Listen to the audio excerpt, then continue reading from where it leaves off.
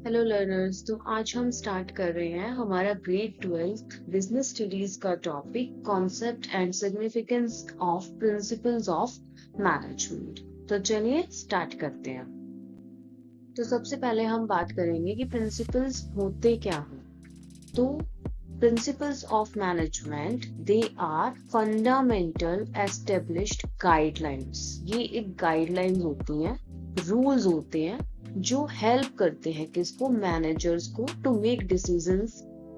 ठीक है, कि किस तरीके के डिसीजंस लेने हैं, कैसे एक्टिविटीज, ऑर्गेनाइजेशनल जो एक्टिविटीज होती हैं उनको मैनेज करना है, ताकि जो हमारा वर्क है वो कैसे हो सके, इफेक्टिवली हो सके। तो ये क्या होता है, it is based on practical experience and scientific research. This is the second point कि जो हमारे प्रिंसिपल्स होते हैं वो प्रैक्टिकल एक्सपीरियंस और साइंटिफिक रिसर्च पे क्या होते हैं, बेस्ड होते हैं। इसकी एक सिंपल सी डेफिनेशन यहाँ पे है कि ये रूल्स और guidelines that tell managers how to manage an organizational efficiently. तो आई होप कि प्रिंसिपल्स आपको क्लियर हो गए होंगे कि प्रिंसिपल्स होते क्या हैं। ये गाइडलाइंस होती हैं जो हमें बताती हैं कि हमें ऑर्गेनाइजेशन में काम कैसे मैनेज करना है, जिससे कि जो हमारा आउटपुट आए वो एफिशिएंट। फिर हम बात करते हैं characteristics of principles of management. तो सबसे पहले कैरेक्टरिस्टिक है हमारी universal applicability. It can be applied across different type of organization, whether it is business, government, army, hospitals, हम इनको कहीं पर भी अप्लाई कर सकते हैं। सेकंड है हमारा फ्लेक्सिबल, सिचुएशन के अकॉर्डिंग और ऑर्गेनाइजेशन की जो नीड है उसके अकॉर्डिंग हम इसे अडेप्ट कर सकते हैं। It is based on experience. जो हमारे प्रिंसिपल्स होते हैं वो प्रैक्टिकल वर्क और एक्सपीरियंस से और साइंटिफिक ऑब्जर्वेशन से डिराइव होते हैं, तो it is based on experience. Cause and effect relationship, they explain, ये हमें बताते हैं कि why a particular action produces specific result, मतलब कि एक्शन लेने से रिजल्ट आया, ठीक है, बट कैसे आया, क्यों आया, तो ये कॉज एंड इफेक्ट रिलेशनशिप को हमें बताते हैं। फिर है हमारा इट प्रोवाइड डायरेक्शंस, ये मैनेजर्स को गाइड करते हैं, हेल्प करते हैं डिसीजन मेकिंग में और प्रॉब्लम सॉल्विंग में। और लास्ट है हमारा नोट रिजिड रूल्स, गाइडलाइंस हैं, एब्सोल्यूट लॉज नहीं है जैसे फिजिक्स या साइंस में होते हैं, तो ये बहुत ज्यादा रिजिड नहीं है। Now let's talk about significance या फिर इम्पोर्टेंस ऑफ प्रिंसिपल्स। फर्स्ट है हमारा प्रोवाइड गाइडलाइंस टू मैनेजर। जैसा कि मैंने आपको लास्ट स्लाइड में भी बताया था कि ये मैनेजर्स को गाइडलाइंस प्रोवाइड करते हैं, हेल्प करते हैं मैनेजर्स को कि वो बेटर डिसीजन ले सके, कंफ्यूजन, अनसर्टेनिटी को क्या कर देते हैं, रिड्यूस कर देते हैं, और एक अप्रोच देते हैं, स्ट्रक्चर्ड अप्रोच देते हैं मैनेजमेंट की प्रॉब्लम्स के लिए। फिर है हमारा इम्प्रूव्स ऑर्गेनाइजेशनल एफिशिएंसी। ये हमारी जो ऑर्गेनाइजेशनल की जो आउटपुट है, जो हम वर्क कर रहे हैं उसमें इम्प्रूवमेंट लाता है उसके वर्क में, और उसको एफिशिएंट बनाता है। जो भी हम काम कर रहे हैं वो एक सिस्टमैटिक और एक ऑर्डरली मैनर में हो जाता है। इसकी हेल्प से वेस्टेज कम होती है और प्रोडक्टिविटी क्या होती है, इंक्रीज होती है। Third, it ensures consistency. Same principle अगर हम अप्लाई कर रहे हैं डिफरेंट डिपार्टमेंट्स में तो एक यूनिफॉर्मिटी आती है मैनेजमेंट प्रैक्टिसेस में, जिससे कि कंसिस्टेंसी बनी रहती है। जैसे कि same recruitment process used in all branches of a company, तो there is some consistency in the recruitment process, ठीक है, तो it ensures consistency. Then we have helps in training and development. Principle क्या होते हैं, वो न्यू मैनेजर्स को बताते हैं, उनकी कंफ्यूजन दूर करते हैं, हाउ टू मैनेज, तो एक तरह से उन्हें ट्रेनिंग भी प्रोवाइड कर रहे हैं। तो management knowledge standardized and scientific बनाते हैं। फिर है हमारा facilitates growth and expansion. When a business expand, जब भी कोई बिजनेस एक्सपेंड होता है न्यू लोकेशंस पे, तो जो प्रिंसिपल्स होते हैं वो एक फ्रेमवर्क प्रोवाइड करते हैं, जिससे कि रेप्लिकेट सक्सेसफुल प्रैक्टिसेस क्या हो जाती हैं, इजी हो जाती हैं। रिड्यूस कॉन्फ्लिक्ट्स, क्लियर गाइडलाइंस होती हैं जो मिसअंडरस्टैंडिंग्स को कम करती हैं, और एम्प्लॉयज को पता होता है कि उनसे क्या एक्सपेक्ट किया जा रहा है। Makes management scientific. It is based on observation and research, जैसा कि हम ऑलरेडी डिस्कस कर चुके हैं। तो it creates a body of knowledge for the management field. अब अगर हम एग्जाम्पल की बात करें तो मैकडोनल्ड्स की जो रेस्टोरेंट चेन है, जैसे कि इनकी जो है it applies universal principles of management globally. आपने देखा भी होगा कि जो पैटर्न है वो सेम है ग्लोबली। कुछ प्रोसीजर्स जो हैं जैसे कि यूएसए, इंडिया, जापान एटसेट्रा, उनके जो आउटलेट्स हैं उनका सबका सेम स्टैंडर्डाइज्ड प्रोसीजर्स होते हैं। Principle of division of labour, coordination, unity of command, ये इनसे क्या होता है, कंसिस्टेंसी बनी रहती है। अगर कोई भी नई फ्रेंचाइज है तो वो क्विकली ग्रो करती है। This is why a McDonald in Delhi functions almost identically to one in New York. तो ये क्या है, कंसिस्टेंसी का हमें एग्जाम्पल दिया गया। Now we will discuss about the features and natures of principles of management. तो ये सभी वही हैं जो हम ऑलरेडी डिस्कस कर चुके हैं। तो फर्स्ट, यूनिवर्सल एप्लीकेबिलिटी, सभी टाइप्स के ऑर्गेनाइजेशन पे क्या हो जाते हैं, एप्लीकेबल हो जाते हैं। जैसे कि division of labour works in factories, hospitals, even in schools. तो ये हम अभी सभी प्रिंसिपल्स आगे पढ़ेंगे, division of labour, unity of command, तो हम आगे अभी इनको डिटेल में करेंगे। फिर जनरल गाइडलाइंस है, कोई रिजिड रूल्स नहीं होते, फ्लेक्सिबल होते हैं, जो मैनेजर है वो एडजस्ट कर सकता है प्रिंसिपल को। फिर है form by practice and experimentation, ये भी हम डिस्कस कर चुके हैं कि ये एक साइंटिफिक स्टडी है जो कि एक्सपीरियंस से आया है। और हेनरी फ्यूल जिन्होंने कुछ प्रिंसिपल्स दिए थे, ठीक है, तो वो भी किस पे बेस्ड थे, एक्सपीरियंस पे ही बेस्ड थे एज अ मैनेजर। फ्लेक्सिबल होते हैं, रिजिड नहीं होते, it can be modified as per the situation and the needs.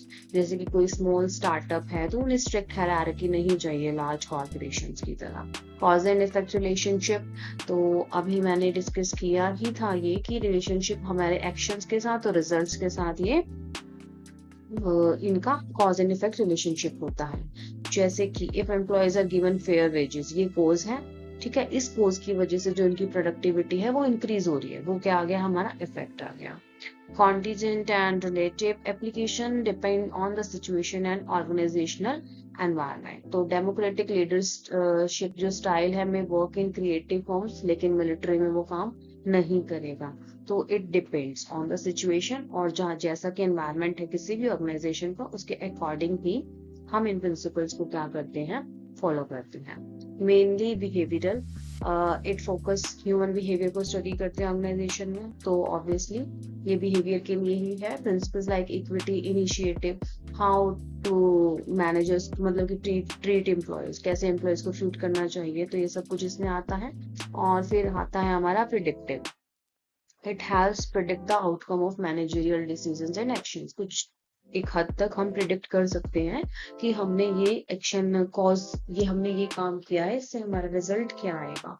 तो अगर कोई भी प्रिंसिपल मैनेजर इन प्रिंसिपल्स को अच्छे से फॉलो कर रहा है तो डेफिनेटली वहां पे जो भी काम है वेस्टेज कम होगा। एक स्ट्रक्चर्ड अप्रोच जो होगी वहां पे ऑर्गेनाइजेशन में डेफिनेटली काम करेगी। यहाँ पे एक एग्जाम्पल ऐड किया हुआ है टाटा ग्रुप कंपनीज का। ये जो है इक्विटी का जो प्रिंसिपल है उससे फॉलो करते हैं। इक्विटी में ये होता है कि हमें सभी एम्प्लॉयज को फेयरली ट्रीट करना है।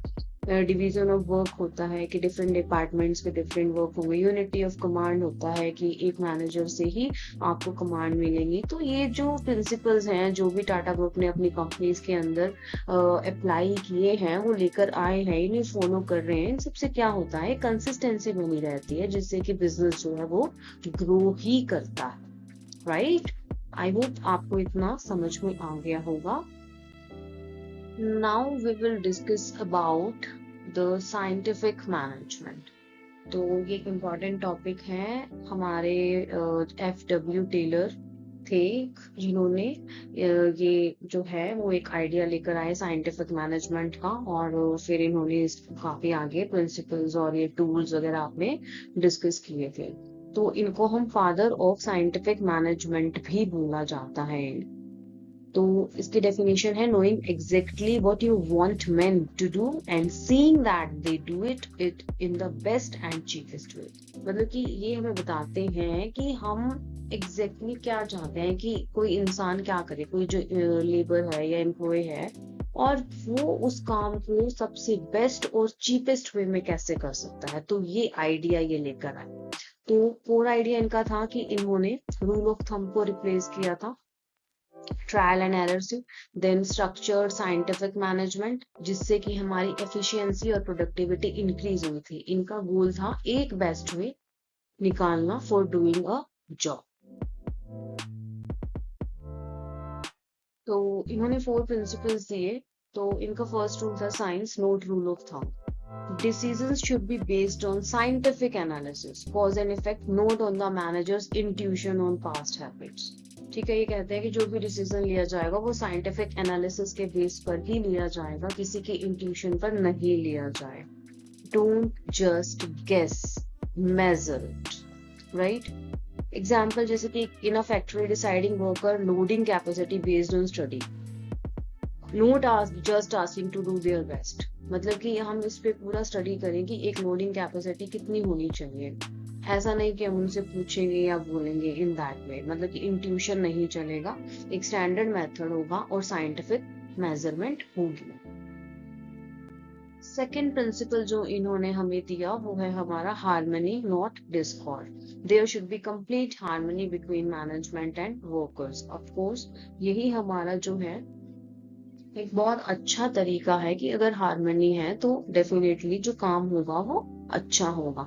कॉन्फ्लिक्ट्स क्या करते हैं, वो वेस्टेज को ही बढ़ावा देते हैं। Conflict leads to waste. Both side must realize they need each other. मतलब कि मैनेजमेंट को पता होना चाहिए कि दे नीड वर्कर, और वर्कर्स को पता होना चाहिए कि they need someone who manage. तो इससे क्या आया हमारा मेंटल रिवोल्यूशन, क्योंकि ये जो है उनको रियलाइज करा रहे हैं कि दे नीड ईच अदर, जिससे कि कॉन्फ्लिक्ट्स कम हो। ठीक है, उनके गोल्स कॉमन हो सके, वो अपने गोल्स शेयर भी कर सके, एक दूसरे को समझ सके, जिससे कि हार्मनी बनी रहे। Complete change in attitude of management and workers towards each other. इसमें क्या होता है कि एक कंप्लीट चेंज देखा जाता है एटीट्यूड में, दोनों की साइड में, मैनेजमेंट की साइड से भी और वर्कर की साइड से भी। तभी इसको क्या बोला गया है यहाँ पे, मेंटल रेवोल्यूशन बोला गया है। Instead of fighting over division of profits, मतलब कि फाइट करने का कोई भी फायदा नहीं है। आप प्रॉफिट्स को अपने जो एम्प्लॉयज है उन्हें खुश रखिए, एम्प्लॉयज जो है मैनेजमेंट को हैप्पी रखे, उनके गोल्स को समझे, और management in the same way अपने एम्प्लॉयज को। तो जिससे क्या होगा, हमारा जो फोकस रहेगा वो किस पे रहेगा, हमेशा प्रॉफिट्स को इंक्रीज करने। थर्ड प्रिंसिपल जो एफडब्ल्यू टेलर ने दिया वो है हमारा कोऑपरेशन नॉट इंडिविजुअलिज्म। ये कहता है ये इसी का एक्सटेंशन है हार्मनी नॉट डिस्कॉर्ड का। मतलब कि कोऑपरेशन होनी चाहिए, म्यूचुअल कॉन्फिडेंस होना चाहिए। मैनेजमेंट को क्या करना चाहिए, सजेशंस वेलकम करने चाहिए अपने एम्प्लॉइज से जो भी मिल रहे हैं, और अगर अच्छे सजेशन है तो उन्हें रिवॉर्ड भी देने चाहिए। Worker should desist from going on strikes, उन्हें स्ट्राइक्स वगैरह पे नहीं जाना चाहिए। और अनरीजनेबल डिमांड्स जो है वो यहाँ पे DEMANDS आएगा। तो जो अनरीजनेबल डिमांड्स हैं उनसे थोड़ा सा दूर रहना चाहिए, और स्ट्राइक्स वगैरह से भी थोड़ा सा इस जो ये प्रैक्टिस होती है इनको अवॉइड करना चाहिए। It is a joint effort not manager versus worker. तो जो भी ऑर्गेनाइजेशन है वो एक जॉइंट एफर्ट है, मैनेजर और वर्सेस वर्कर के बीच में कोई एक स्ट्राइक नहीं है, कोई फाइट नहीं है, कोई कॉन्फ्लिक्ट नहीं है। तो मैनेजर और अगर वर्कर में अगर कोऑपरेशन होगा तो प्रॉफिट्स क्या होंगे, हमेशा हाई करेंगे, हायर रहेंगे, ऑर्गेनाइजेशन की ग्रोथ होगी। वो कैसे होगा, सजेशंस, कॉन्फिडेंस, रिवॉर्ड, ये सब कुछ चीजें जो होंगी वो जो हमारे प्रॉफिट्स को ऊपर लेके जाएंगी, राइट। लास्ट प्रिंसिपल जो एफडब्ल्यू टेलर ने दिया वो है हमारा development of each person to his her greatest efficiency and prosperity. मतलब कि इंडस्ट्रियल एफिशिएंसी किस पे डिपेंड होती है, वर्कर की एफिशिएंसी पे डिपेंड होती है। Worker should be scientifically selected and assigned. Workers must suit their physical, mental and intellectual capabilities. तो एक जॉब के अकॉर्डिंग ही हमें वर्कर्स को क्या करना चाहिए, सिलेक्ट करना चाहिए। ऐसे नहीं कि हम उसकी जॉब की रिक्वायरमेंट्स को ना देखें और किसी भी वर्कर को हायर कर लें। उसके बाद उन्हें प्रॉपर ट्रेनिंग दी जानी चाहिए और उनकी नॉलेज को क्या करना चाहिए, अपडेट करना चाहिए, ताकि वो वेस्टेज कम करे और हमारे गोल में हमारी हेल्प करे। तो साइंटिफिकली सिलेक्ट करना चाहिए, नॉलेज उसकी इंक्रीज करनी चाहिए, वर्कर प्रोस्पेरिटी जिससे कि अर्निंग ज्यादा होगी, कंपनी की प्रोस्पेरिटी जिससे कि प्रोडक्शन ज्यादा होगी। तो एफिशिएंट वर्कर होंगे तो हायर प्रोडक्शन होगा और म्यूचुअली प्रॉस्पेरस होगा। तो ये हमने 4 प्रिंसिपल्स एफडब्ल्यू टेलर के यहाँ पे फिनिश कर लिए हैं। बाकी के नेक्स्ट टॉपिक्स हम नेक्स्ट वीडियो में कवर करेंगे। इतने आप इन्हीं टॉपिक्स को एक बार रिवाइज कर लीजिए, समझ लीजिए। आपकी कोई भी क्वेरी हो आप मुझे कमेंट में पूछ सकते हैं। Till then revise and please like, share and subscribe my channel. Thank you.